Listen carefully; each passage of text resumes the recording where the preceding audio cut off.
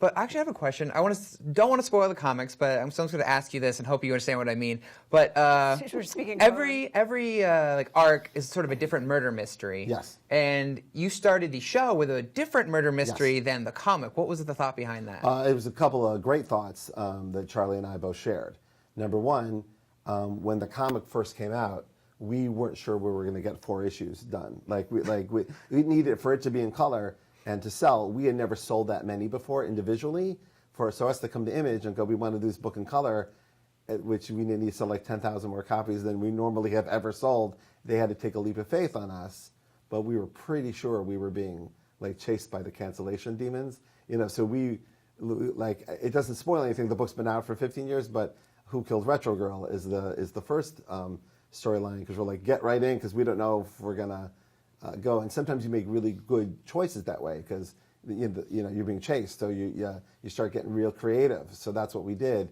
But in here, we knew we had like a 10-chapter crime novel to unveil the whole story and all these layers, and so to take that, you know what I mean? Like, we knew how much space we had, so that was cool. Very cool. Yeah. Has it been and it just and it let us get to know Janice, get to know Retro Girl, get to see who she is, get to see what their relationship is. We get it all in flashbacks in the book eventually, but we get to see it in real time, and that's pretty cool.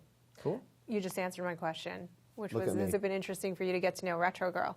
For your character, obviously they had a significant relationship in the past. Is it just one of those things that in this world there's, powers and non-powers don't mix? Once he's no longer a power, he has to distance himself from all of his previous friends?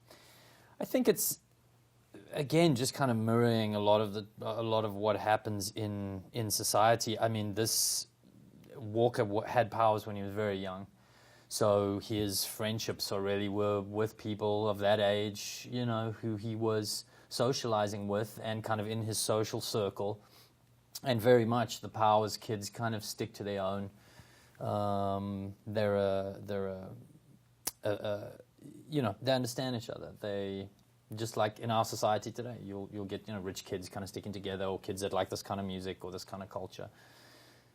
I did love the first time we see Retro Girl. She's like the Superman of this world. In any comic book, he'd say something really cool, really nice. Like, what does he say? Christopher Reeve say when with the plane? Like, statistically, planes are still. Exactly. He says like a funny joke or something. Right. First time we see Retro Girl, it's like, you stupid son of a bitch, and then she flies away. Yeah. And he won't speak of this, but going forward in the series, he has a lot of scenes with Michelle, and they're among my favorite scenes in the whole show.